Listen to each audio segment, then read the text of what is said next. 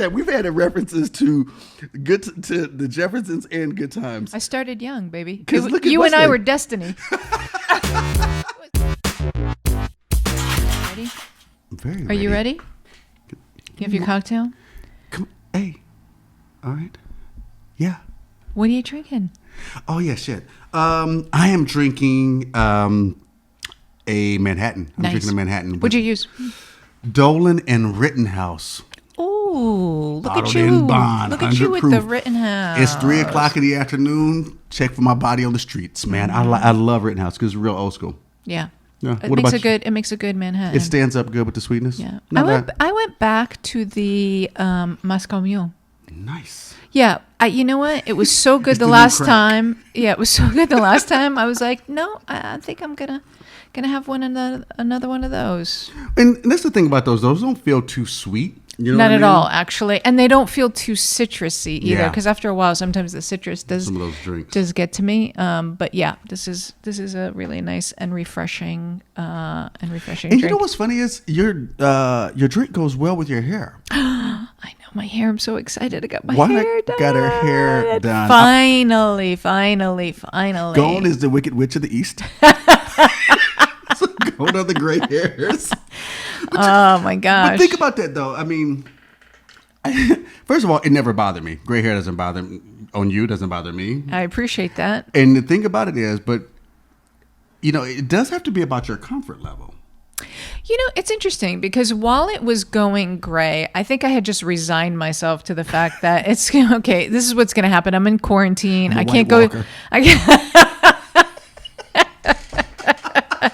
Nice, How do you know nice what that Game is? of I don't watch that Thrones damn show. Okay. reference.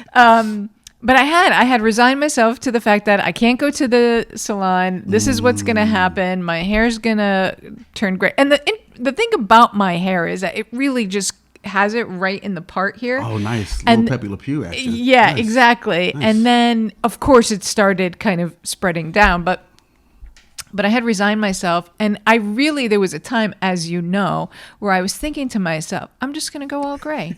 And the hell with it. I'm just going to do it. I'm just going to be great. There's plenty of women who are doing it. Yeah. And it looks amazing. And it's And how many fantastic. days did that last? Well, the moment that my hairdresser, Joe from French Salon in Venice, who is amazing. Look at you trying to get a discount. Just giving her a shout out because she's awesome. She texted me and said, "Hey, we're opening it up. I'm starting to take appointments. When do you want to come Right. in?" The moment she did that, I was like, "Oh yeah, I'm I'm done. going. Yeah, oh, exactly. Yeah, I'm going. And then of course, it didn't hurt that as I'm talking to my mother. And I'm telling her that I think I'm just going to go gray. She was like, "Don't do it. Don't do it." Spoken like a woman of a certain age. That's right. And I said, "Why? Why shouldn't I do it?" And she goes, "It's going to make you look so old." And I was like, Different all generation, Mara. right. But you know, I said to her, which was interesting, and she acknowledged, I said, "This is interesting." I said, because as a man gets older, and if he chooses not to color his hair, which I imagine and Right. believe most men do not choose to do that. I don't know. No one ever looks at them and goes, "Oh my God, you look so old. You should color your hair." Except their kids. Their kids are going to hate them anyway. Yeah, and kids are just assholes for Yeah, the most exactly. part. But Exactly. But right. But you're right. It's not a man. I think is what you're saying is that a man becomes distinguished. Mm-hmm. Like, I'm really bummed that, I mean, I literally have, if I could go all gray, like real silver, fucking Morgan Freeman or Frederick Douglass, any great black American, I would rock it in a moment. Right. But unfortunately, I'm just going to look like Paulie Walnuts or whatever from Sopranos. Like, it's just, I'm only gray on the sides above my ears. I think that would be kind of hot. No, actually. not at all. Not at all. People would Paulie think Walnuts. I'm a demon from the future. Like, my dark skin with those wings. Like, That's it's just, funny. if I thought it looked cool, I would rock it. You Yeah. know, but I like it. I like those people who can do that. But that's the thing. Like, I don't. There's nothing wrong with someone who dye in their hair. about comfort level. Exactly. Whatever people want to do. Like, I like pointing out that I shave my head. I'm not going bald.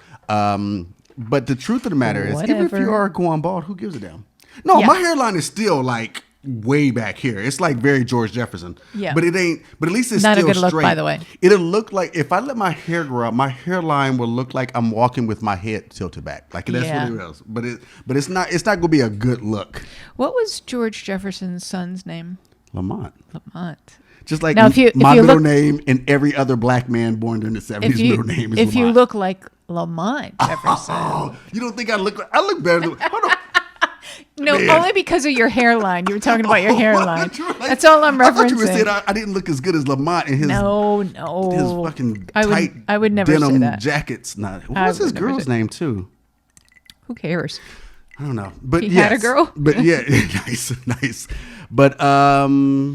But yeah, it's all about personal comfort. What Yeah. someone's into. So 100%. In any event, I am very glad I went. She gave me a nice little cut too, so I'm very glad I went. Shut And now up. I'm feeling like the old me. nice. You asked about Not the older me. Lamont made me think about something. Who was the first celebrity crush you had? Oh gosh. The very first one. Yeah, like legit, like because not like you thought like Mr. Rogers are cute. Not that you did, nothing that's silly. Like Yeah, literally, yeah. like they were close enough in age, or you thought that whatever it was, there was something where you thought, Like- he would like me if he saw me or met me. Oh God. Well, that's not my first crush. Okay, who's your first crush? Let me go back to the original. Because my first crush was Please don't say. like the two dudes who I had like posters of, or I would put like cut out Teen Beat magazine. Can I guess? Go ahead. Cassidy. Yes, David Cassidy. And who was a redhead who turned out to have a drinking problem who went bald? Leif Garrett. No, not so much. Oh, really? No, not so much for me. Okay. What was the second one? I got one of them. Too light. I'm not a fan of the light hair. Too blonde. The second one was Bobby Sherman. In fact, Bobby Sherman, I think, might have even come before David Cassidy. Who Quite the frankly. hell is Bobby Sherman? I'm not entirely sure, but That show sounds like I it think- sucks. Whoever the hell this guy I is. think he was a singer first and then acted. The guy was he in the Monkees or something? No. He was not in a band. He was not a part Was of a this a group singer? or a band. I think he was a singer first, but then acted. Not he acted and What was sang. he in something? What was he? I need some. I gotta look it up. I don't really remember. But I you don't remember? But you remembered having a crush on him. Oh yeah, God, he was so cute. He had these really cute dimples. I'm sure he was on American Bandstand. Well, with that, gosh, say no more. But him and David Cassidy were definitely the first two. Like I said, that I really felt like I swooned over Right. when I was, and that was little. I mean, I was a little kid then. Well, if we're gonna go little kid, not you say two. Little kid, mine would be the same thing that every black man during the 70s was in love with. Thelma from Good Times, which is smoking, funny. smoking. Like She was really pretty. we're willing to walk up in the projects and get shot just to holler at her, and I was like 5. But then She was pretty, my you're right. first legitimate crush. I was actually older because I never really got. What makes it legitimate? What do you mean by legitimate? What I mean is, like, I thought Pam Grier was a superhero. I still do to this day. I thought even at a very young age, I thought, man, Yeah. she is like a woman. Like, man, I don't even know what's going on. My underwear getting tight. But when I think about like who I actually had, like, man, if I ever get a shot, if fucking Lisa Bonet ever comes across me, Right, you and most men. if she ever, I had heard you talk about picture, man, I caught so much for taking her picture out of Right On and hanging it up in my bedroom, but it was not allowed From in the your Morehouse. mom, you mean? Oh God. That's funny. Yeah, she was so furious, but I was like, it's just a picture. I was so annoyed. And by the third son, she's just so tired of shit. She was like, all right, just keep whatever. it up. Just keep it up. But man, I thought She probably was thinking to herself, you don't have a shot with Lisa Bonet anyway, so go I ahead, keep remember it the up. picture too. By the way, if you had this picture, and I know there's people out there who had this picture because it was in Right On. She had braces. She had like a She had sweater. braces? Yeah. Was this when she was on the Cosby Show? Yes. She had braces? Yeah, it's not Keisha Knight Pullum. Like, she was older, although I was probably closer to Keisha Knight's age. But man, Lisa Bonet was like, there was something. She seemed, and maybe this is more indicative of my personality. Like, I'm not like, I never was caught up in like, oh, she looks like this and she looks like that. Like, she was smart and funny and cute, and it was just like that's what all accurate statements about her. That's what I mean. Like that's why I mean like a legitimate crush where you go, oh my god, that gets to be someone's girlfriend. Yeah, you know what I mean. Like, and I can't even imagine. And then when she ended up with Lenny Kravitz, I thought, man, she's so low rent. I'm joking. What are you talking about? Oh my god, please. Look at that. We've added references to to the Jeffersons and Good Times. I started young, baby. Look You and I were destiny. It was bound to happen. But think about that. Lenny Kravitz is Roxy Roker's son. That's right. That's right. That's what we should name this episode, Good Times. Yes, I like it. And other women Terrence had a crush on. But seriously. Good Times, the Jeffersons, and who's Bobby Sherman? Okay, so hold on. Let's do That's this. What we're going to call the Let's episode. play this game because, for those who are not aware that Juan and I are of different races. Who was the first the first time you recognized there was someone of a different race that you had a crush on? Who was a celebrity? Not, like legitimately like where you're like, oh my God. Like, yeah. It gives me a moment because I'm going to think about it. Well, I'm going to go with, and I don't know his real name. The dude. I don't know his real name. The dude from the Jeffersons, Lamont from the Jeffersons. Oh my gosh. I don't even remember his real name either. Yeah. Yeah. But you thought he was cute. I did, yeah. Oh, but you know who else I thought was cute? Who's that? Was the the young kid from Good Times too. He was really cute too. Oh, Michael, the guy who played Michael. Yeah, oh, he was really cute. He was really cute. But think about those images that you saw. Like there were so few shows and stuff. But yeah, those people were like. But I feel like there were more shows back then than there are today. I don't know. I don't know that that's true. There were less channels.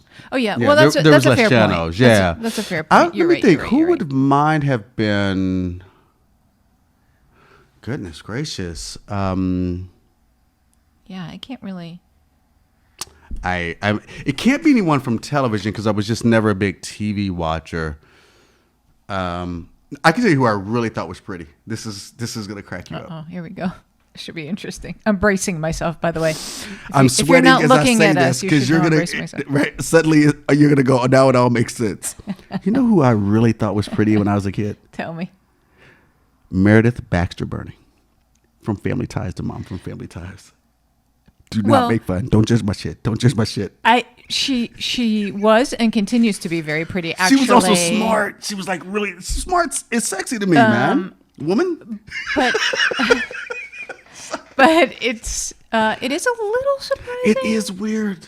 It is a little surprising. I remember thinking she was so pretty. Like, yeah, they had the hot mom block. It was her and Felicia Rashad. That's right. That's right. That's what they should have called it. Not hot TGIF. TGI. Thank God those fucking hot moms are around.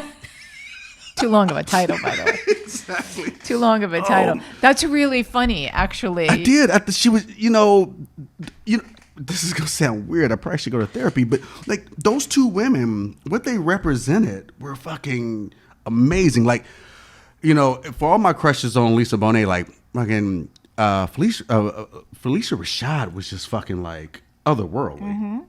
You know what I mean? Like she was on the superhero thing. Like I said about Pam Grier, like, oh my God, is that they make women like that? Like you exist somewhere in the universe. Yeah.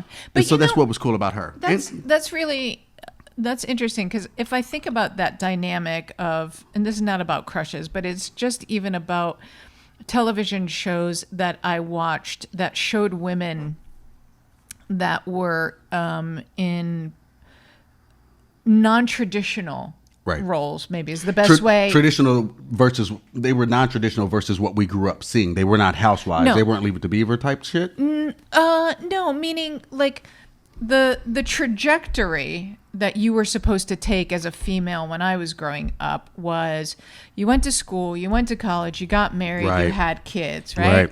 And so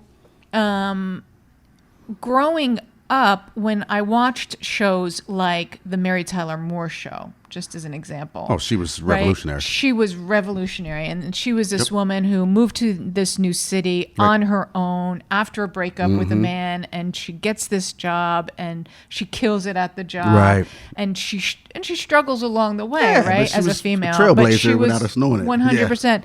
Or like... What's the name? Oh, what was the Diane Carroll show? Oh, yeah. What was the name she of was that the nurse. show? That's right. Man, that a was mind is a another terrible one. thing to waste, man. And then there was also That Girl with Marlo Thomas. Yeah, right. all Like these she people moves moving into to the New York city. City from West. Like these were roles that women had that were like I gravitated towards, and I was in awe of them. Right. And I didn't recognize it at the time, but when I reflected on it, certainly as I got older and could start to connect dots, I recognized, no, these are women who were like you said, they were blazing a trail man. and they were going against tradition and they were going against what they should be doing. And that was really, really It's cool really to impactful. see. Yeah. It's a very Well, impactful. you think about it, like the thing that always gets a lot of credit, of course, is the Cosby Show and A Different World, and as they deservedly so, despite the true history that what we came to learn about Bill Cosby, their impact was huge. Yeah. Like I knew of black colleges because a friend's dad went to a black college, but it was impactful. But you think when the things that you were just listing, you were listing those shows and their impact on you as a woman. It was also impacting maybe a lot of ways that some of us saw women.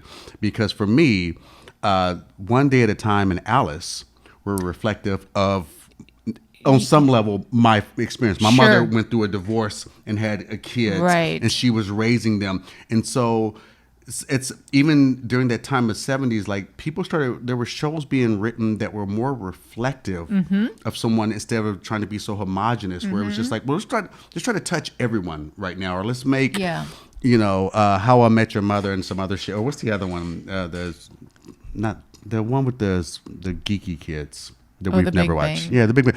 No disrespect to them. God bless them. I hope they make a lot of money. They have. I think they have. They made an ungodly amount of money. If they want to hire a brother on the weekend, that's cool. But all I'm saying is, like, it was not reflective of that was anything real. And you think back on, like, One Day at a Time took place in Indianapolis. You know what I mean? That's and it was right. like, so That's it right. meant so much to see a Yeah. show, or like WKRP in Cincinnati. Like, Yeah. those shows took place true. in real places and were reflective of that city and Yep. reflective of experiences. And hopefully they'll get back to doing stuff creatively, but a lot of times those things were impactful. It was impactful to see Felicia Rashad as this hard-working lawyer who became a partner, who was fucking a boss. And like I said, Meredith Baxter Byrne, this ex-hippie who is somehow able to become this successful work, Yeah. despite all of her idealism. Somehow ended up with a Republican son. Like this was, and I laughed because that was cool. Michael J. Fox is like that character. Alex B. Keaton is one of the great characters ever written. Yep. Like, but just being able to see women in a different light where they weren't playing, as much as I love The Honeymooners, I love, Lucille Ball is on the Mount Rushmore, funniest people that ever walked the planet. But it was important to start seeing people differently. Like you mentioned Maud. You didn't mention like Maud. Like think about what the 70s were doing for the images of women. It was amazing. Yeah, it really was amazing. And I think about that. And what's interesting is that, well, I saw that on TV. I also saw it reflected in real life as well. Right. And so that made it seem more possible. Right. It didn't feel like fantasy. This is just a TV world. No, it was like I saw people in real life in my circle who were either living those lives or having those careers, and so it made it seem like, oh yeah, of course it's. But what's on TV is a reflection of real life, not it's just TV land. And so it made it seem really, really possible. Well, it was TV land for me. I didn't know. But there were some shows that were reflective. No. Yeah, you just said. Well, there were some there were characters that were reflective, and those were white television shows. Good Times. They never got out of the projects. Right. I didn't know anyone who were the Jeffersons. I damn sure didn't know anyone who was the Cosbys. Did I know of black colleges? And yes, and sure. my friend Richard's dad went to Hampton University, and that was huge. He was in a fraternity. It meant all those different things, but they were also surrounded by other people who were just like them, and you did not see that. And so yeah, that was, it was one of those things where the show that was most impactful for me, and it was a Different World, because it wasn't about going to a black college. It was about blacks going to college. Now that was something that was reflective in my life, because my brother had been to college. My middle brother was about to go to college. It was just like, and then Paulette didn't leave no options. That's my mom. I was going to college. Yep. So the idea, so it was not some unique, look who made it out the hood and who got a college degree. Like, there was the expectation, like, oh no, this is what you do. You graduate and you go to college. Yeah. So that was very impactful, but it was not well rounded. I'm just, as a person who, as a writer, but also someone who appreciates art, it's like I'm just able to look at, I can draw inspiration off what I saw from Alice. Alice doesn't live here than more the original, but it's just like, I can draw inspiration from that. I can look at Family Ties and go, damn, she's smart and, political and this and the other. And my mother is this. Like, I'm able to connect the dots. She didn't need blonde hair because I didn't have a choice. I just had to pick and choose my places where I go. I'm inspired by that. And I guess maybe that's just what I'm saying about seeing it reflected in real life, right? It's what you just said. You could connect the dots in some way from what's on television to outside of that. Yes, 100%. Yes, so that it could feel real, right, and possible. Yes, absolutely. And that was really cool. I don't know how we got there from crushes. Oh, you said crushes. We were talking about your hair. That's how we got there. That's how it started. That's how you mentioned Lamont. You told me I was not the hottest Lamont you knew. I don't believe that's what I said. That's what I heard. My name is Terrence Lamont Thomas Moore. Oh, I believe it's what you heard, but it's not what. It's definitely not. I can't believe you don't remember his name. And his girlfriend. You don't remember his girlfriend because she was Tom and what's name and Roxy Roker's daughter. Yes, that's right. That's right. I chose to forget her. Anyway, we would love to hear what your first celebrity crush was. And let me tell you, if you had that Right On magazine with Lisa Bonet, I'm just throwing it out there because I know I'm not alone. We're going to hear a lot of remarks about that. I am sure, whether they had that magazine or not. Absolutely. Thanks so much, everybody, for joining us. We enjoyed being with you. 100%. And be sure to subscribe. And also go to our website, Drinks With My Wife podcast.com, because we have a lot of links to ways you can get involved with Black Lives Matter. Some of the things that we talk about, like the shirt I wore the other day. Those links are going to be on there. So be sure to check that out too. And also if you're interested in being a guest, because we have expanded some of that. We haven't been posting them just yet. We got some fun stuff. But if you got a topic you want to talk about, please leave it in the comments, direct message us, go to the website, or even if it's just topics that you don't want to discuss yourself, but you want to hear us ramble on about. Yeah, we'll have a drink and talk shit about it. So check us out. Thanks so much. Cheers. Cheers. Thanks for joining Drinks With My Wife. Please be sure to click the subscribe button and rate us on Apple Podcast and Spotify.